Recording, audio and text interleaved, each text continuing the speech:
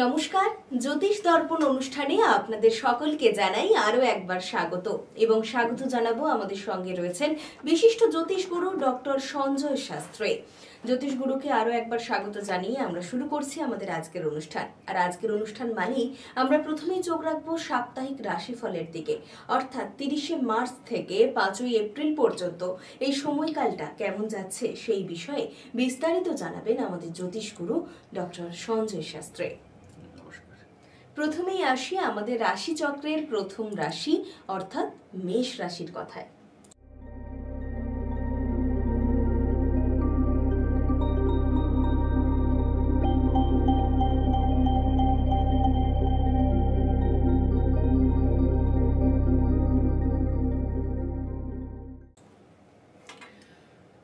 এ সপ্তাহে মেষ রাশির জাতক এবং জাতিকা সকলেরই একটু সাবধান হওয়া উচিত, কারণ এই সময়ে আপনাদের বিভিন্ন দিক থেকে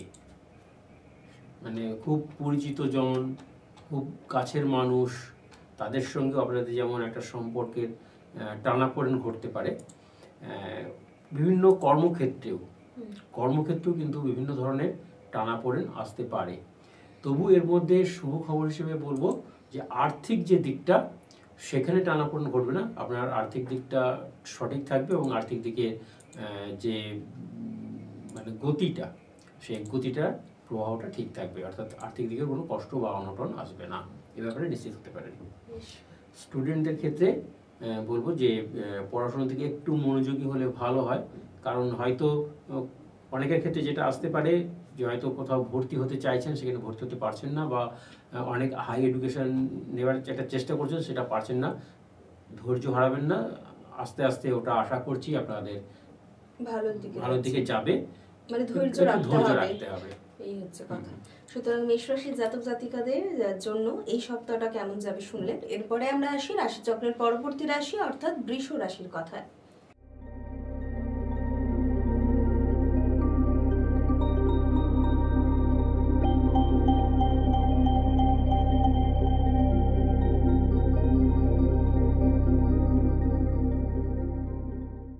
বৃষ রাশির জাতক এবং জাতিকা সকলের ক্ষেত্রে বলবো মোটামুটি সময়টা ভালো যাচ্ছে এবং আর্থিক ক্ষেত্রেও ভালো। বৃহস্পতি যেহেতু ওখানে শুক্রের এই ঘরটাতে বসেই আছেন, বৃষের ঘরটাতে, তো এখানে একটা জিনিস বলবো যে আপনাদের যারা খুব বড় বড় কন্ট্রাক্ট রেডি করছেন, অর্থাৎ সিভিল ইঞ্জিনিয়ার হিসেবে যারা কাজ করছেন বিভিন্ন ক্ষেত্রে, তাদের কিন্তু সময়টা সবচেয়ে বেশি ভালো যাচ্ছে। অন্যান্য ক্ষেত্রেও যারা প্রযুক্তির সঙ্গে যুক্ত আছেন, বিভিন্ন কাজকর্ম করছেন, কন্ট্রাক্টরি ধরনের কাজের সঙ্গে যুক্ত, তারা কিন্তু ভালো ফল পাচ্ছেন। যারা কাজের জন্য বাইরে যেতে চাইছেন, অর্থাৎ আমাদের পশ্চিমবঙ্গের বাইরে, অর্থাৎ বাংলার বাইরে যেতে চাইছেন, মাতৃ রাজ্যটা ছেড়ে আর কি, তাদের ক্ষেত্রেও ভালো। বিশেষ করে পশ্চিম দিকে আপনাদের কাজের ক্ষেত্রগুলো যথেষ্ট উন্মুক্ত থাকবে এবং দেশ বা দেশের বাইরে পশ্চিম প্রান্ত আপনাদের জন্য কিন্তু খুব ভালো ফল দেবে। বেশ, এই তো গেল বৃষ রাশির কথা। এরপরে আমরা আসি রাশিচক্রের পরবর্তী রাশি অর্থাৎ মিথুন রাশির কথায়।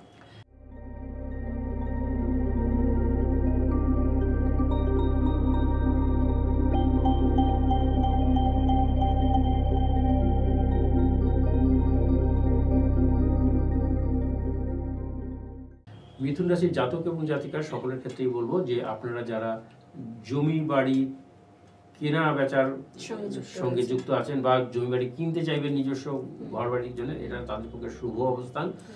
আপনারা জমি বাড়ি কিনতে পারেন এবং যে কোনো ক্ষেত্রে আপনি যদি জমি বিক্রি করতে চান, সেক্ষেত্রেও আপনারা লাভবান হবেন, ক্ষতিগ্রস্ত হবেন না। যারা ব্যবসার সঙ্গে যুক্ত আছেন এইসবের, তাদেরও বলছি আর্থিক ক্ষেত্রে ভালো রোজগার আসবে। যারা বিভিন্ন আলু, ডাল, শস্য, বিভিন্ন জিনিস অর্থাৎ ভূমিজ সম্পদ যারা তৈরি করতে চাইছেন বা বিক্রি করতে চাইছেন, সেক্ষেত্রেও তারা কিন্তু খুব ভালো রেজাল্ট পাবে। আর স্টুডেন্টদের ক্ষেত্রে বলছি, যারা প্রযুক্তিবিদ্যা নিয়ে কাজ করছেন, বিশেষ করে ইলেকট্রিশিয়ানের দিকে যারা রয়েছেন বা ওই ইলেকট্রনিক্সের দিকে যারা রয়েছেন, তাদের ক্ষেত্রে বলবো ভীষণ ভালো অবস্থান চলছে। এবং যারা বিভিন্ন ক্ষেত্রে টিউশনি করেন, যারা প্রফেশনাল প্রাইভেট টিউটর যারা, তাদের ক্ষেত্রে কিন্তু খুব ভালো যোগ আসছে, খুব ভালো আর্থিক ক্ষেত্রটা তৈরি হচ্ছে। হবে। হ্যাঁ, বেশ, এরপরেই আমরা আসি আমাদের রাশিচক্রের পরবর্তী রাশি অর্থাৎ কর্কট রাশির কথায়। কেমন যাবে কর্কট রাশির 30শে মার্চ থেকে 5ই এপ্রিল পর্যন্ত সময়টা, সেটা জানাবেন জ্যোতিষগুরু ডক্টর সঞ্জয় শাস্ত্রী।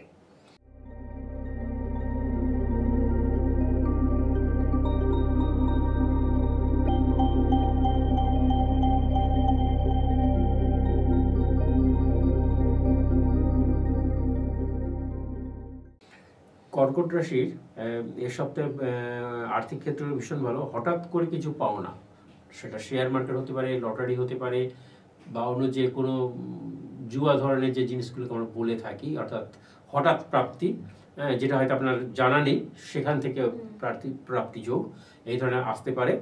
এছাড়াও আপনারা যারা বিভিন্ন কাজকর্মের সঙ্গে যুক্ত, কোম্পানি বা বিভিন্ন এজেন্সির সঙ্গে যুক্ত আছেন, সেক্ষেত্রে যারা করছেন তাদের কিন্তু আর্থিক ক্ষেত্রটা খুবই ভালো। হ্যাঁ, স্টুডেন্টদের ক্ষেত্রে বলবো আপনাদের এমনি পড়াশোনার ক্ষেত্রটা খুবই ভালো রয়েছে, এবং পড়াশোনার যে দিকগুলো আপনারা চাইছেন সেই দিকগুলো কিন্তু আপনারা পেয়ে যাবেন। বেশ, সুতরাং কর্কট রাশির জাতক জাতিকারাও জানলেন যে তাদের এই সপ্তাহটা কেমন যাবে। যারা চাইছেন যে সরাসরি জ্যোতিষগুরুর সঙ্গে দেখা করবে, নিজেদের জীবন ছক নিয়ে আলোচনা করবে, তাদের জন্য তো স্ক্রলে নাম্বার যাচ্ছেই জ্যোতিষগুরু। তার সঙ্গে আরও একবার আপনাদের জন্য আমি নাম্বারটা বলি, 9932232291। এই নম্বরে অতি অবশ্যই ফোন করে অ্যাপয়েন্টমেন্ট নেবেন জ্যোতিষগুরুর সঙ্গে।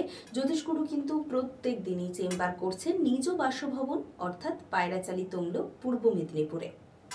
আসি এরপরে আমাদের পরবর্তী রাশি সিংহ রাশির কথায়।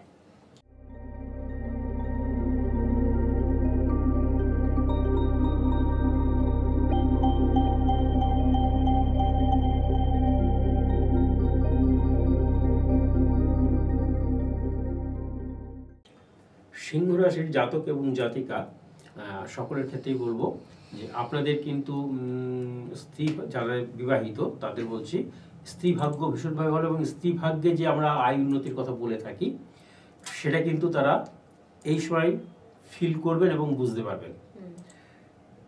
অর্থাৎ স্ত্রী ভাগ্যে উন্নতি, স্ত্রী ভাগ্যে কর্মোন্নতি, বিভিন্ন দিক থেকে এই জায়গাগুলো কিন্তু তাদের তৈরি হয়ে আছে। এছাড়াও যারা বিভিন্ন ক্ষেত্রে মানে ব্যবসা বাণিজ্য করছেন, কি বলা যায় ওটাকে, হোলসেল মার্কেট যেটাকে আমরা বলে থাকি, হ্যাঁ, বা মানে এজেন্সি নিয়ে যে বিজনেস, এই বিজনেসে যারা যুক্ত আছেন তাদের ক্ষেত্রে বলো তারা খুব ভালো ব্যবসা রোজগার করতে পারেন এবং ব্যবসাটা খুব ভালো যাবে। বেশ, সুতরাং সিংহ রাশির জাতক জাতিকাদের জন্য এই সপ্তাহটা বেশ ভালো যাচ্ছে। এরপরে আমরা আসি রাশিচক্রের পরবর্তী রাশি অর্থাৎ কন্যা রাশির কথায়।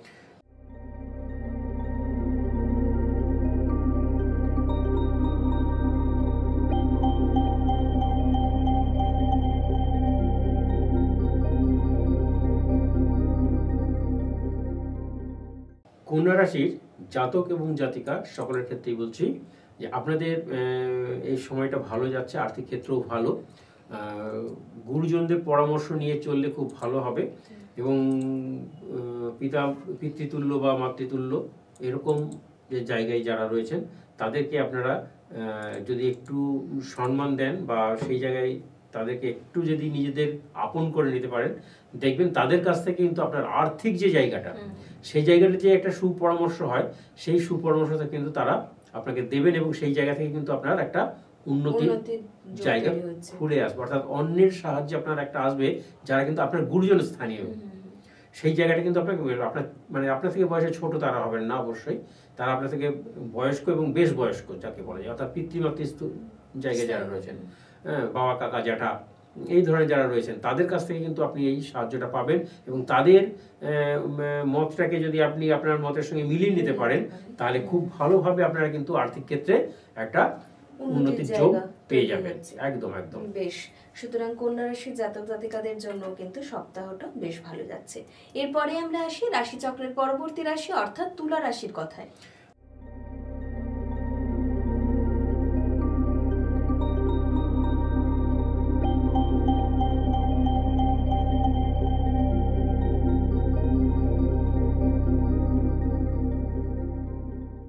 তুলা রাশির জাতক এবং জাতিকা সকলের ক্ষেত্রে বলছি যারা এডুকেশন পারপাস বাইরে যাচ্ছেন, মানে বিদেশ বিদেশ বা আমাদের রাজ্যের বাইরে হতে পারে, অর্থাৎ জন্মভূমি ছেড়ে কিছুটা দূরে চলে যাওয়া, তো এসব ক্ষেত্রে আমি তাদেরকে একটু সাবধান করব যে কোনো রকম কোনো মানে চিটিংবাজ লোক যাদের বলে থাকি আমরা, খারাপ লোক, দুষ্কৃতী, তাদের থেকে একটু সাবধান হওয়ার চেষ্টা করবেন। আপনাকে কেউ যদি খুব ভালো কথা বেশি বলে, আপনি তাকে কিন্তু একদম নিজের মনে করে নেবেন না, মানে বেশি প্রাধান্য দেবেন না, এবং সবটা আপনি মানে খোঁজ খবর নেবেন, যেটাকে আমরা কয়ালি করা বলে থাকি, সেটা করে আপনি তার কাছ থেকে ভালো করে জাজ করে তবে তার সঙ্গে মেলামেশা করবেন। তা নইলে বিদেশ বিভুঁইয়ে কিন্তু আপনি বিপদে পড়তে পারেন। এছাড়া আর্থিক ক্ষেত্র ভালো, যারা কাজের সন্ধানে যাচ্ছেন তাদের কাজের এটা পূর্ণ হবে। বেশ, সুতরাং তুলা রাশির জাতক জাতিকাদের জন্য মার্চের 23 থেকে এপ্রিলের 5 পর্যন্ত সময়টা ভালো যাচ্ছে। শুধুমাত্র একটাই কথা বলার, সাবধানে পা ফেলবেন। এরপরে আমরা আসি রাশিচক্রের পরবর্তী রাশি অর্থাৎ বৃশ্চিক রাশির কথায়।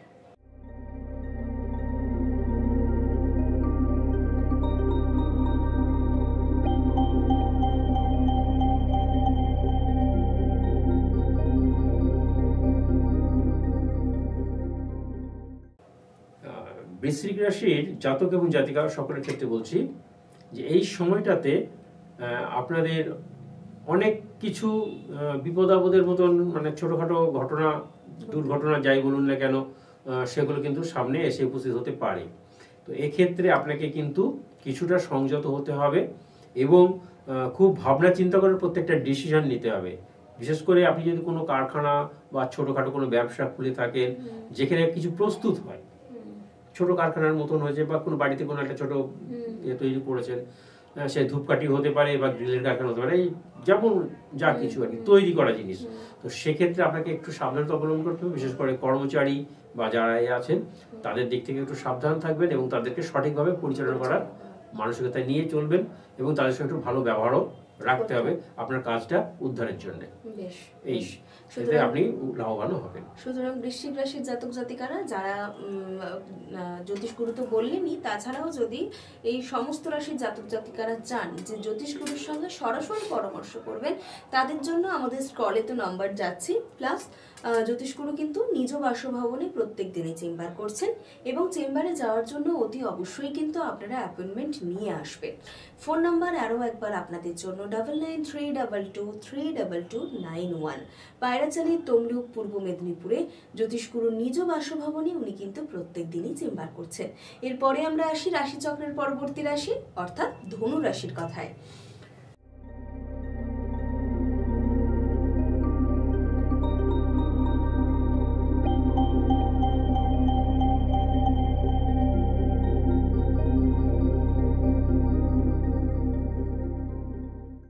এবারে আমরা ধনুরাশি নিয়ে বলছি। ধনুরাশির জাতক এবং জাতিকা যারা বিভিন্ন ক্ষেত্রে মানে লিটারেচারের সঙ্গে যুক্ত হয়ে আছেন, কবিতা লিখছেন, গান লিখছেন, প্রবন্ধ লিখছেন বা ছোট ছোট কবিতা করছেন, লিরিক টাইপের, এদের এই যে জায়গাটা, এটা কিন্তু আস্তে আস্তে আরো বেটার জায়গায় চলে আসবে এবং এই সময়টাতে তারা কিন্তু এর উপরে একটা মান সম্মান একটা যোগ রয়েছে, সেই যোগটা কিন্তু কার্যকর হতে পারে এবং এর থেকে শুধু এই মান সম্মানটুকু নয়, এর থেকে কিন্তু আর্থিক ক্ষেত্রটাও ভালো আসবে।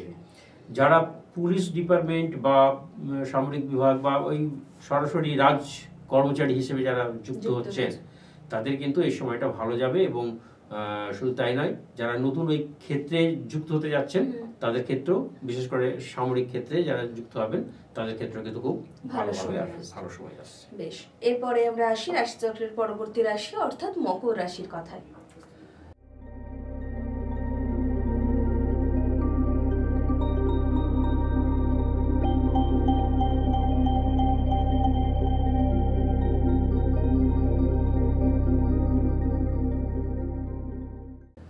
মকর রাশির জাতক এবং জাতিকা উভয়ের ক্ষেত্রেই বলছি যে ভূমিজ সম্পদকে নিয়ে আপনি কিন্তু নতুন কিছু ভাবতে পারেন এবং ভূমিজ সম্পদ থেকে সেই মাটি তৈরি পুতুল হতে পারে, আবার বিভিন্ন চায়না ক্লে দিয়ে যেটা বলি আমরা, এই ধরনের যেসব জিনিস নিয়ে আপনারা কিছু জিনিস তৈরি করা বা আপনার হাতের আর্ট যেটাকে বলি, সেই আর্টের যদি আপনি লোক হয়ে থাকেন বা শিল্পী হয়ে থাকেন, সেক্ষেত্রেও কিন্তু আপনি খুব ভালো একটা জায়গায় নিজেকে প্রতিষ্ঠা করতে পারবেন। এবং যারা এইসব শিল্প বিষয়ে মানে নিজের খুব দক্ষতা অর্জন করেছেন, এক্ষেত্রে আপনারা যদি ওইটার ব্যাপারে শিক্ষকতা কেউ করে থাকেন, শিক্ষকতা সেটা যারা করে থাকেন, তাদের ক্ষেত্রে কিন্তু আর্থিক ক্ষেত্র এবং মান সম্মান যশ সবই পাবে। বেশ, সুতরাং মকর রাশির জাতক জাতিকাদের জন্য কিন্তু সময়টা বেশ ভালো যাচ্ছে। এরপরে আমরা আসি রাশি চক্রের পরবর্তী রাশি অর্থাৎ কুম্ভ রাশির কথায়।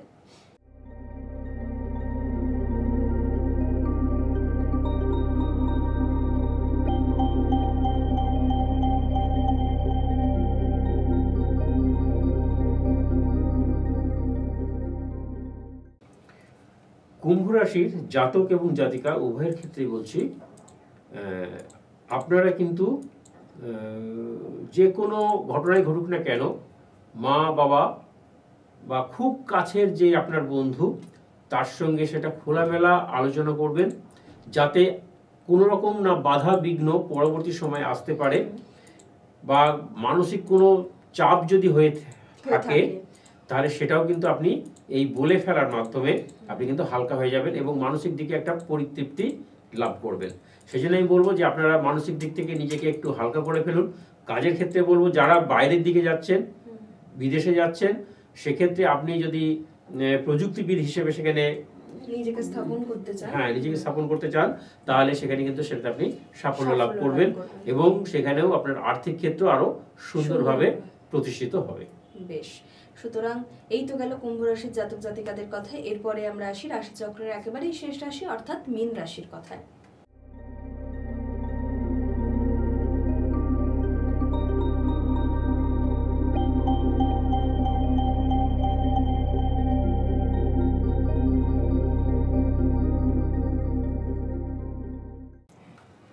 মীন রাশির জাতক এবং জাতিকা, আমাদের এই দিনটাতে দেখা যাচ্ছে, যদি আমরা ওই কি বলা যায় 30 তারিখ 30 মার্চ বা 31 মার্চ, এই প্রথম সপ্তাহের প্রথম দিকে যারা জন্মাবেন, অর্থাৎ এপ্রিল 1-2 পর্যন্ত, তাদের ক্ষেত্রে বলবো সেই সব জাতকেরা তারা কিন্তু একটা খুব ভালো জায়গায় আগামী ভবিষ্যতে পৌঁছবেন এবং তাদের জীবনটা একটা খুব সাইন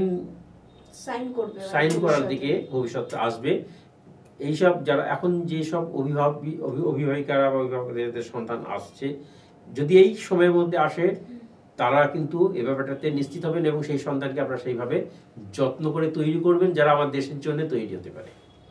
এটা আমি খুব পরিষ্কার করে জানালাম, কারণ আমরা সন্তানদেরকে আশা করি সেই জন্যেই যে আমাদের প্রথম জায়গা হচ্ছে আমাদের দেশকে রক্ষা করা, এবং এই ধরনের জাতক বা জাতিকা যারা আসবেন তারা কিন্তু আমাদের দেশ রক্ষক হিসেবে অনেকখানি কাজ করবে। হয়তো সকলে বিভিন্ন কাজে তারা সামরিক বাহিনীতে যোগ হবে বা পুলিশে যোগ হবে তা কিন্তু নয়, তারা হয়তো রাজনীতি করতে পারেন, তারা হয়তো কোনো সায়েন্টিস্ট হতে পারেন, বা তারা কোনো যেটাই হবে সেটা দেশের সঙ্গে যুক্ত থাকবে এবং দেশকে উদ্ধার করার জন্য যে কাজগুলো করা, সেই কাজগুলো কিন্তু তারা করতে পারবেন। এবং এই জাতক, বিশেষ করে এই জাতিকা যারা রয়েছেন, যারা এই সময়ের মধ্যে মা হচ্ছেন, আমি তাদের জন্য বলছি যে খুব ভালো সময় আপনাদের জন্য এটা অপেক্ষা করছে। বেশ, সুতরাং মীন রাশির যারা জাতক জাতিকারা রয়েছেন তাদের জন্য কিন্তু ভীষণ ভালো একটা সুখবর দিলেন আমাদের জ্যোতিষগুরু, এবং যারা চাইছেন যে জ্যোতিষগুরুর সঙ্গে নিজেদের জীবনী ছক বা জন্ম ছক নিয়ে আলোচনা করবেন, তাদের জন্য কিন্তু অতি অবশ্যই ফোন নাম্বারটা একবার আমাদের স্ক্রলে তো যাচ্ছেই, তার সঙ্গে আরো একবার আপনাদের জন্য 9932223291। এরপরে আমরা আসি আজকের কি বিশেষ টোটকা রয়েছে যেটা জ্যোতিষগুরু আপনাদেরকে দেবে। আমরা এতদিন তো বিভিন্ন স্টোনের উপর কথা বলেছি, বিভিন্ন গাছের উপরেও কথা বলেছি, তো আজকে আমরা একটা ছোট্ট টোটকা দেব, যে টোটকাটা আপনাকে মন্ত্র জপ টপ করা বিশেষ দরকার যদিও হয় না, কিন্তু খুব কার্যকরী হয়। জিনিসটা হচ্ছে, আমরা শত্রুকে শত্রুকে দূরীকরণ করার জন্য, অর্থাৎ আমি শত্রুকে নিধন করব না, শত্রু নিধন করার জন্য কোনো কিছু নয়, বা বশীকরণ নয়, শত্রুর থেকে আপনি দূরে থাকবেন বা শত্রুর সঙ্গে মিত্রতা করার জন্য। তো কিভাবে হবে সেটা, আপনি যে কোনো মঙ্গলবারে একটা ছোট মাটির সরা নেবেন, সেই মাটির সরাতে একটু কর্পূর নেবেন এবং 9টি বেশ ভালো লবঙ্গের দানা, এই 9খানা লবঙ্গের দানাকে ওই কর্পূরের চারিপাশ দিয়ে গোল করে সাজিয়ে নেবেন সরাটার মধ্যে। শুদ্ধ বস্ত্রে সন্ধ্যাবেলায় সন্ধ্যা দেওয়ার পরে, ঘরের মাঙ্গলিক কাজ সারার পরে আপনি সেই কর্পূরটা জ্বালাবেন এবং সেখানে বসে আপনি যে আপনার, যদি আপনি দীক্ষিত হয়ে থাকেন আপনি গুরুমন্ত্র জপ করে নিতে পারেন, বা আপনি শুধু মায়ের, তারা মায়ের নাম, কালী মায়ের নাম, বজরংবলীজি, যে কোনো দেবদেবীর নাম আপনার যেটা ভালো লাগে, বা শিব ঠাকুরের নাম, হ্যাঁ, নমঃ শিবায় নমঃ শিবায় বলে ওই মন্ত্রটা জপ করতে হবে যতক্ষণ এটা উঠতে থাকবে, জ্বলবে। এবং ওই দিকটাতে একটা জিনিস ধ্যান রাখতে হবে যে ওই সময় চোখের পলক ফেলা যাবে না, খুব স্থির মনে ওই দিকে এক দৃষ্টে চেয়ে থাকতে হবে, ঠিক আছে? এবং ওইটা যখন পুরো পুড়ে ছাই হয়ে যাবে তখন কর্পূর তো থাকে না, কর্পূর জ্বলে গেলে কিছু পাওয়া যায় না, হ্যাঁ, তো তখন ওই লবঙ্গে যে ছাইটা থাকবে বা লবঙ্গটা যেটা পোড়া লবঙ্গ থাকবে, সেই লবঙ্গটাকে চন্দন পাটাতে ঘষবেন, যেখানে চন্দন আপনি তার সঙ্গে মিশিয়ে নেবেন, ঘষে চন্দন কাঠটা ঘষলেন এবং সেই ছাইটা দিয়ে মিশিয়ে নিলেন, নিয়ে যখন কোনো কাজে বেরোবেন সেই কাজে আপনি কপালে টিকটা পরে বেরোবেন বা তাদের সঙ্গে কথা বলবেন।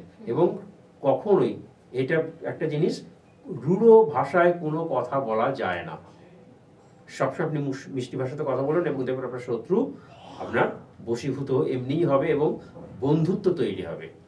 মানুষকে বন্ধু করতে হয়, শত্রু করা নয়। অর্থাৎ আপনি যদি বশীকরণ করেন, আজকে বশীকরণ করলেন, কালকে কিন্তু সে আবার উল্টিয়ে যেতে পারে এবং তখন তার রেজাল্ট আরো খারাপ হয়। ওই জন্য বশীকরণ, মারণ, উচ্চাটন এগুলো না করানোই ভালো। এভাবে আপনি সুতরাং আমরা খুব ভালো আজকে একটা টোটকা জানলাম এবং সেই টোটকাটা আপনারা নিজেরাও নিজের বাড়িতে করবেন এবং অবশ্যই ফল পাবেন। যেহেতু জ্যোতিষগুরু বলেছেন প্রত্যেক মঙ্গলবার একটা মাটির সরা নেবেন এবং সেই সরাতে একটা কর্পূর এবং কর্পূরের চারপাশে 9টা লবঙ্গ দিয়ে সন্ধেবেলায় সমস্ত মাঙ্গলিক কাজকর্মের পর ওটা জ্বালাবেন এবং যতক্ষণ জ্বলতে থাকবে ততক্ষণ চোখের পলক না ফেলিয়ে যে যার নিজের ইষ্ট দেবতা, যেই ভগবান বা যেই দেবদেবীর আপনি আরাধনা করেন তার মন্ত্র উচ্চারণ করবেন এবং তারপরে যেই ছাইটা আপনি পাবেন সেটি যে চন্দন যে পিঁড়ি হয় তার সঙ্গে একটুখানি ঘষে প্রত্যেক দিন যেখানেই যাবেন, কোনো শুভ কাজে বেরোচ্ছেন, মিশিয়ে নিতে হবে। তখন ওই টিকাটা আপনার কপালে পরে আপনি তারপর আপনার নিজের কাজে যাবেন, তাহলে দেখবেন এবং আপনার আশেপাশের যে লোকজন আপনার দিকে অ্যাট্রাক্ট হচ্ছে এবং আপনার কথায় তারা সুন্দরভাবে কথা মেলাচ্ছে। এই নয় যে জ্যোতিষগুরু কিন্তু বারবার বললেন যেটা কোনো বশীকরণ নয়, আমরা আমাদের চারপাশে যারা শত্রুরা রয়েছেন যে তাদেরকে আমরা অ্যাট্রাক্ট করব, তাদেরকে আমরা বন্ধুত্ব সুলভ হাতটা তাদের দিকে বাড়িয়ে দেবো। এটা কোনো বশীকরণের উপায় নয়, এটা বারবার ধরে বলে দিচ্ছি আমাদের অন ক্যামেরায়। আজকে আমরা খুব ভালো একটা টোটকা জানলাম জ্যোতিষগুরুর থেকে এবং এই ধরনের আরো টোটকা আমরা এর পরের যে এপিসোডগুলো আছে সেগুলোতে পাবো। দেখতে দেখতে আজ আমরা প্রায় সময়ের কাছে চলে এসেছি, এবার আমাদেরকে বিদায় জানাতে হবে। ততদিন আপনারা খুব ভালো থাকবেন, সুস্থ থাকবেন। আপনাদেরকে আরো একবার ধন্যবাদ এবং ধন্যবাদ জানাবো আমাদের জ্যোতিষগুরুকে। আজকের মতো এই পর্যন্তই, দেখা হচ্ছে পরবর্তী সপ্তাহে ঠিক এই সময় এই দিনে।